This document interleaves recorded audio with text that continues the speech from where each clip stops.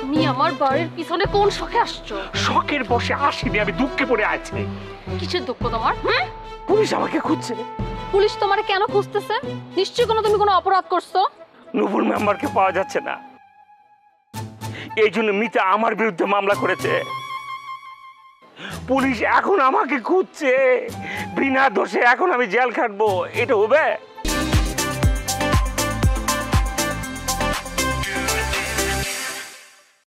আমার মনে হয় কি জানো, তুমি নূপুর মেম্বারে গুম করছো, কারণ তুমি তার বাড়ি দখল করতে গেছিলা। আমার তো তোমারই সন্দেহ হইতাছে।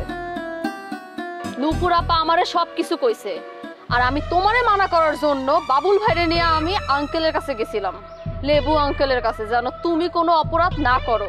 কিন্তু সে কি করছে জানো, সে আমারে অপমান করে তার বাড়ি থেকে বের করে দিছে। এই কাহিনী এখন আমাকে শুনে লাভ কি বলো?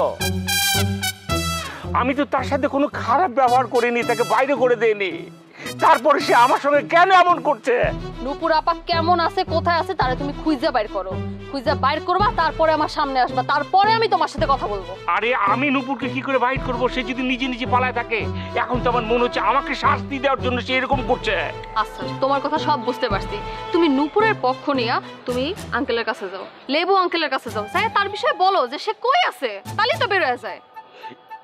সেই সময় এখন নাই। পুলিশ সাদা পোশাকে আমাকে খুঁজছে, যে কোনো সময় আমাকে পাইলে অ্যারেস্ট করে নিয়ে চলে যাবে। আমার হাতে আর কোনো সময় নেই। তুমি একটা কাজ করো, আমাকে সাহায্য করো, তোমার বাড়িতে আমাকে একটু আশ্রয় দাও।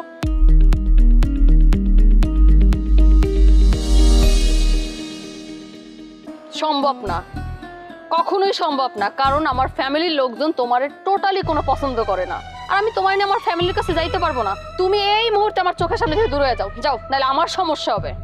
তারা আমাকে সহ্য করতে পারো না পারো, তুমি তো আমাকে সহ্য করতে পারো। তুমি কয়েকটা দিন আমাকে আশ্রয় দাও, আমি তোমাকে প্রতিদান দেব বলে দিচ্ছি। প্রতিদান দিলেও আমার কিছু করার নাই, আমি নিরুপায়। তুমি আমার চোখের সামনে দিয়ে যাও, আমি তোমার কোনো সহযোগিতা করতে পারবো না। এত লিস্টুর হয়েও না। বিপদে বন্ধুর পরিচয়, বিপদে যদি বন্ধু কাজই না লাগে, এই বন্ধু রাখে কি হবে বলো? প্লিজ এরকম করো না।